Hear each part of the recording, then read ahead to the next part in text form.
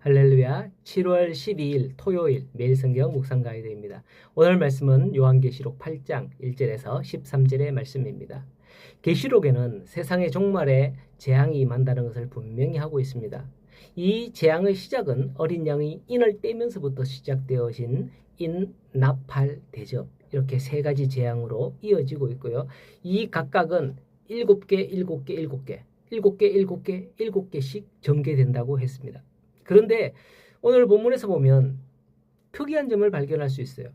우리는 보통 뭔가 하나를 다 끝내고 다음 단계로 넘어가잖아요. 하지만 계시록의 재앙을 보면 3대 재앙 중 그 각각 마지막 7번째 재앙, 요 마지막 7번째 재앙은 다음 재앙과 중첩되어지는 것을 볼 수 있는 겁니다. 이를 보면서 이제 끝났구나, 아유 이러면서 한숨 돌릴 겨를도 주지 않고 철저하게 세상을 심판하실 것이다 라는 걸 알 수 있습니다. 6번째까지는 각각의 재앙을 포함하고 있고 7번째 인을 떼자 7천사가 7나팔을 받아오면서 차례대로 각 천사가 나팔을 불기 시작하고 하나하나 천사가 나팔을 불 때에 온 땅에 재앙이 임하는 것을 볼 수가 있습니다. 특별한 건 3절에서 5절에 또 다른 천사가 등장을 하는데요. 그는 금향로를 가졌고 금향로에서 나오는 향연은 성도의 기도와 함께 하나님의 보좌로 올라가고 있다라고 합니다. 사실 이러한 기술은 곧 이어질 나팔 제왕과는 아무런 관련이 없는 일종의 다른 어떤 일들인 것 같이 보이기도 합니다. 하지만 우리가 간과하지 말아야 할 것이 있는데 나팔 재앙이 성도들의 기도와 합해진 향연이 하나님께 올라간 후에 시작되는 것을 알 수 있는 거죠. 그러므로 이 두 가지는 상관없는 게 아니라 아주 밀접한 관계가 있다는 것을 알 수 있는 거죠.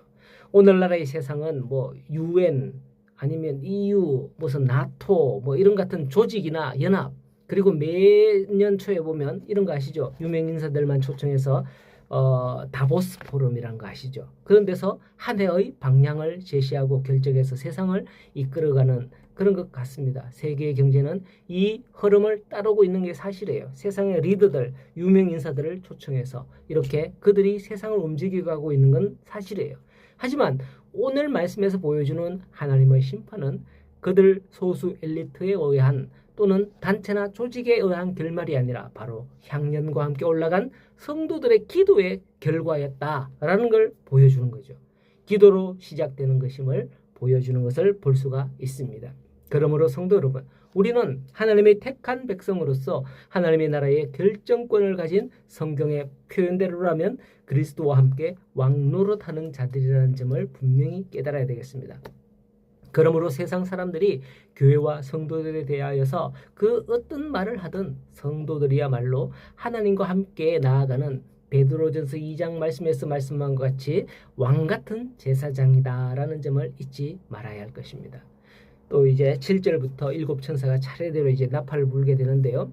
첫째 천사가 나팔을 부니 하늘에서 피 섞인 우박과 불이 땅 3분의 1을 쫙 태운다 그럽니다.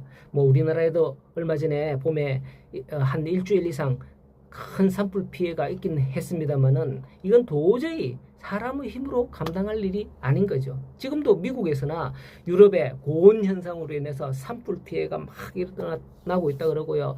또 고온 현상으로 인해서 에펠탑이 좀 휘었다 그러던가 그런 뉴스가 나오고 있잖아요. 자, 또 둘째 천사가 나팔을 부니 불 붙는 그 산들이 바다에 던져지고 바다의 3분의 1이 피가 되고 생명이 죽습니다. 바다도 마찬가지예요. 지금은 초여름의 뜨거운 태양 아래 우리나라 바다의 기온도 고온으로 말미암아 기존 서식하던 그런 물고기들이 떼죽음을 당하고 있던 그런 소식을 듣고 있잖아요. 태양빛으로도 이런데 이글이글 타는 듯한 그 산이 바다에 던져질 때 어떠하겠습니까? 바닷물이 부글부글 끓고 올 거 아니에요.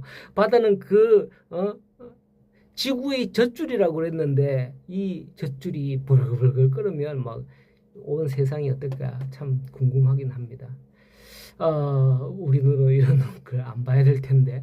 자, 어쨌든 또다시 이제 세 번째 천사가 나팔을 부니 불타는 별들이 하늘에서 떨어져 물을 오염시킵니다. 물이 쓴물이 되어서 많은 사람들이 죽는다고 하죠. 제가 중학교 때 세계사 선생님이 하신 말씀이 아직도 생생하게 기억납니다. 그때가 아마 아시안 게임을 하고 올림픽을 준비하고 있을 때라고 생각이 되어지는데요. 우리나라는 지금 물이 깨끗해서 수돗물도 먹을 수 있지만은 머지않아 유럽처럼 물을 사 먹을 때가 올 거다. 지금 외국엔 물을 사 먹는다. 이렇게 하는 거예요.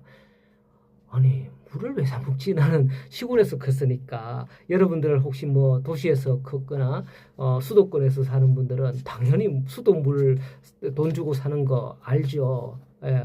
그런데 저는 어릴 때 그때가 벌써 뭐 한 40년 가까이 전이니까 물을 사 먹는다? 그때 선생님이 하는 말이 물이 기름보다도 비싸게 될 거다 이러는 거예요. 우리는 웃었어요 그때. 그런데 오늘날 보니까 참 이렇게 산도 많고 물도 좋지만은 우리가 다 물로 사 먹잖아요. 이게 현실이 됐어요. 물이 오염되어 사람이 죽는답니다. 예, 그게 또 재앙이래요. 이게 또 재앙의 징조인지는 모르죠. 자, 어쨌든 본문에서 네 번째 천사의 나팔까지 나오는데요. 네 번째 천사 해, 달, 별의 3분의 1이 빛을 잃는다고 합니다. 하늘의 태양은 정말 신기해요. 창조 이후 지금까지 천 빛과 열을 내고 있는데 말이죠. 그런 걸 생각을 안 하신 분들은 뭐 못 느끼겠지만 저처럼 기술과 과학을 좋아하는 사람, 전 목사지만 기술 과학 되게 좋아하거든요. 예, 학교 다닐 때도 기술 과학은 늘 그냥 거의 여기 있어요. 예, 태양은 지금도 계속해서 이제 핵분열을 하고 있답니다. 핵분열과 이 통제가 제대로 잘 되어서 태양이 계속 주기적으로 똑같이 이렇게 빛과 열을 지속적으로 동일하게 방출을 하고 있는데요. 그 태양의 에너지를 공급해주는 무슨 자원인지 모르겠습니다. 그 안에서 그게 떨어지면 아마도 우리 태양계는 점점 태양은 빛을 잃고 그렇게 점점 쪼그라들 거예요. 그래 되면 우리 태양계는 수금지와 목도천해명 뭐 이렇게 알고 있는데요. 혹독한 겨울보다도 더 심하지 않을까 생각이 되어집니다. 자, 어쨌든 이렇게 1절에서 12절의 내용을 보면 마치 이스라엘 백성들이 출애굽을 할 때 애굽에 내렸던 재앙과 매우 흡사하게 그렇게 진행되는 것을 알 수가 있습니다. 뭐 그러나 그 강도는 그것과는 비교할 수 없을 만큼 강력해집니다.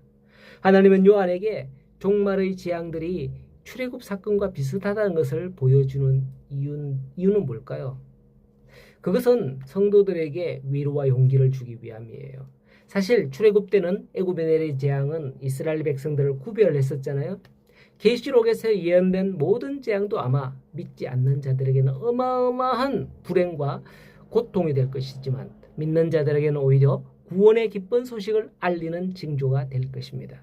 그 시간이 끝나면 천국에서 우리는 영원히 기쁨으로 나아갈 것을 기대하고, 맞아, 이스라엘 백성들도 그때 그러한 재앙 가운데 두려워했었지만 출애굽을 했잖아. 가나안 땅에 들어갔잖아. 이런 것들을 생각하면서 오늘 우리는 우리 눈앞에 종말에 그런 끔찍한 일들이 벌어진다 하더라도 허둥지둥 하지 말고 그 약속과 성취된 말씀을 믿으면서 더욱더 믿음으로 굳게 서는 성도들이 다 될 수 있기를 소원합니다. 오늘도 무더운 주말입니다. 연휴 즐긴다고 바쁘실 텐데 이러한 믿음으로 나아가는 성도들은 하나님을 잊지 않고 내일 주님의 품으로 나아올 수 있을 겁니다. 항상 믿음으로 승리하는 여러분들 되시기를 간절히 소원합니다.